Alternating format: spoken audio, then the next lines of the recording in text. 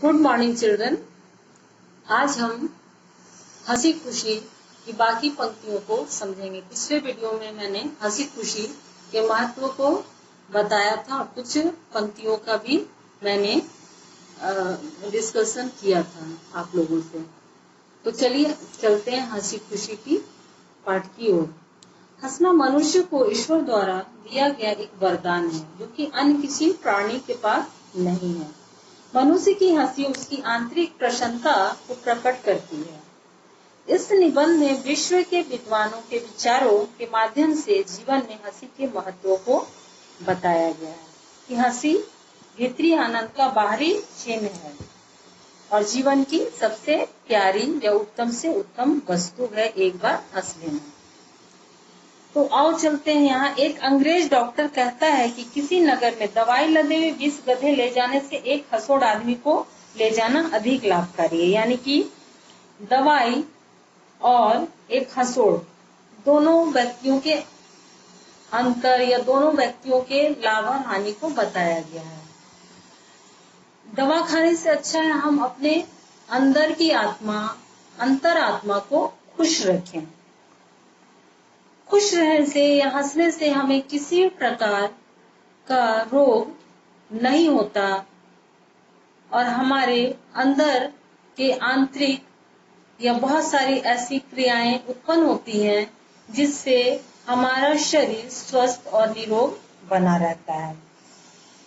इसलिए कहा जा रहा है कि दवा से अच्छा है जहाँ खुशियां हो, जहाँ हंसी जैसे हंसने वाले लोग हो, हमें उस तरह के जगह पे जाना चाहिए या अपने अंतरात्मा को उस तरह की खोज करके हंसना चाहिए जिससे हमारा शरीर निरोग रह सके। इसे एक औषधि भी माना गया है। हंसने को एक अच्छी औषधि भी माना गया है। एक रोगी ही नहीं, सबके लिए हंसी बहुत काम की वस्तु है।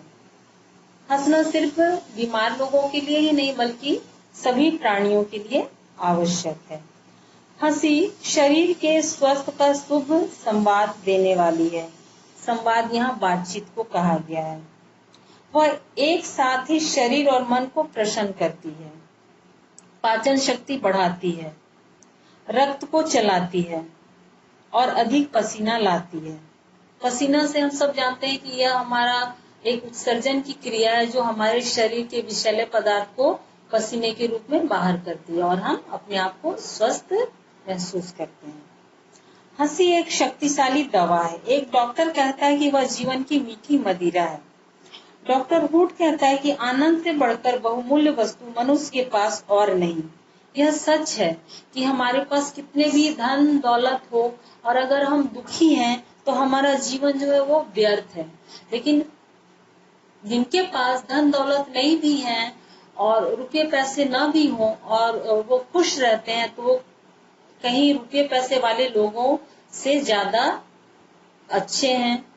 उनका जीवन उनसे ज्यादा बेहतर है क्योंकि वो अपने जीवन में खुश रहते हैं। बगैर पैसों के, बगैर धन दौलत रुपये पैसे के वह खुश रहना जानते हैं। कार्लाइन एक राजकुमार था। वह संसार त्यागी हो गया था। संसार त्यागी होना यानी कि अपने घर बार संसार सभी को त्याग देना, छोड़ देना। राजकुमार होने के बावजूद भी वह सांसारिक जीवन से विमुक्त हो जाता है, मुक्त हो जाता है। हम सब जानते हैं कि राजकुमार यानी कि राजा का पुत्र, तो उसे किसी प्रकार की मुझे नहीं लगता कोई परेशानी होगी, न धन दौलत की कमी, न नौकर चाकरों की कमी। फिर भी वह अपने जीवन में खुश उनसे नहीं रहता और वह उन सांसारिक सुखों को त्यागता है। वह कहता है कि जो जी से हंसता है वह कभी बुरा नहीं होता। जो अंदर से आत्मा से हंसता है वह कभी भी, वैसे लोग कभी भी बुरे नहीं होते क्योंकि उनके पास किसी के लिए कोई द्वेष भावना नहीं होती है, उनके पास किसी के लिए ईर्ष्या नहीं है। वह सबके लिए अपना प्रेम को निछावर करते हैं, अपने भी खुश रहते हैं और दूसरों को भी खुश रखना जानते हैं या खुश देखना चाहते हैं। तुम्हें अच्छा लगेगा। अपने मित्र को हंसाओ, वह अधिक प्रसन्न होगा। यहाँ मित्र को हंसाने से मतलब है कि जब आपस में दोस्त यार संगी साथी मिलते हैं तो कुछ ऐसे बातें हो जाती है जिससे उनका मन दुखी हो जाता है। आपस में कुछ ऐसी बातचीत हो जाती है जिससे उनका मन दुखी हो जाता है। तो हम ऐसी बातें न करके बल्कि ऐसी बातें करें जो हमारे अंतरात्मा को प्रसन्न रखे, हमें खुश रखे, दूसरों को भी खुश करे। हमारे व्यवहार से दूसरे भी खुश रहें। वह अधिक प्रसन्न होगा। शत्रु को हंसाओ, तुमसे कम घृणा करेगा। तुम्हारा जो शत्रु है उसके मन में तुम्हारे प्रति घृणा होती है, मगर तुम उस नफरत को भूलकर उससे भी प्रेम रखो और उसे भी हंसाने की कोशिश करो, तो वह भी तुमसे नफरत नहीं करेगा। उसके मन में भी तुम्हारे लिए प्रेम होगा, घृणा की जगह। एक अनजान को हंसाओ, तुम पर भरोसा करेगा। बहुत सारे ऐसी जगह होती हैं जहां हम मिलते हैं, बहुत सारे ऐसे लोग होते हैं जो हमसे या हम उनसे अनजान होते हैं, तो हम कुछ ऐसी बातें कर जाते हैं जिससे लोग हंसते हैं और धीरे धीरे उनमें दोस्ती होती है। वो हमें अपना समझने लगते हैं, हम पर भरोसा करने लगते हैं। उदास को हंसाओ, उसका दुख घटेगा। कोई भी उदास व्यक्ति हो तो उसके दुख को और बढ़ाने से अच्छा है कि उसे कुछ ऐसे बातें करके उसे हंसाकर उसके दुख को हम कम कर सकें। एक निराश को हंसाओ, उसकी आशा बढ़ेगी। किसी कारणवश बहुत लोग निराश होते हैं, या तो अपनी पढ़ाई को लेकर या अपने घर के वातावरण को लेकर। बहुत सारी ऐसी परिस्थितियां किसी के सामने आ जाती हैं जिससे वो निराश हो जाते हैं। तो उनके मन में एक प्रकार की हमें उस हंसी के माध्यम से ऐसी आशाएं जगानी चाहिए जिससे वो अपने दुख को भुलाकर, निराशा को मिटाकर हंसी को अपना लें और एक आशा की किरण उनमें भी जग जाए। एक बूढ़े को हंसाओ, वह अपने को जवान समझने लगेगा। बूढ़े व्यक्ति होते हैं वो अपने आप को अपने लाचार समझते हैं, क्योंकि वो जानते हैं कि मैं अब बहुत थक गया हूँ, मुझ में वो शक्ति नहीं है, मुझ में वो रौनक नहीं है जो जब मैं जवान था तब था।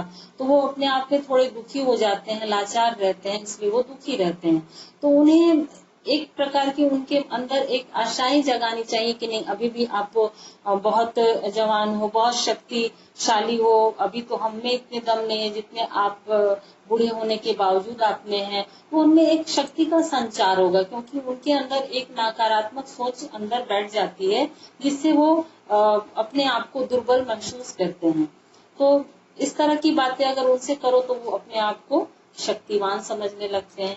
फिर से वह उनमें एक जीने की आशाएं जगती हैं और वो भी अपने आप को खुश रखने लगते हैं, हंसते हैं, जिससे वो अपने आप को जवान समझने लगते हैं। एक बालक को हंसाओ, उसके स्वास्थ्य में वृद्धि होगी। एक बालक है, अगर उसके घर का वातावरण अच्छा ना हो तो उसकी वृद्धि, उसका ग्रोथ रुक जाता है। तो हमें उसे भी एक हंसी जैसा माहौल देना चाहिए जिससे उसका बौद्धिक विकास हो, शारीरिक विकास हो, अच्छी तरह हो। खुश घर के परिवार खुश होंगे तभी एक बच्चे का भी अच्छा विकास हो सकेगा। पर हमारे जीवन का उद्देश्य केवल हंसी ही नहीं है, यह सबसे जरूरी बात भी है बच्चों। ये हमें जान लेना चाहिए कि हंसना ही सिर्फ हमारे जीवन का उद्देश्य नहीं है। अब ऐसा इस पाठ के द्वारा बताया गया हंसी और खुशी। इसका मतलब ये नहीं कि बेबात पर भी हम हंसते रहें, क्योंकि कभी कभी कहा जाता है ना कि बहुत ज्यादा हंसना भी पागलों की निशानी होती है।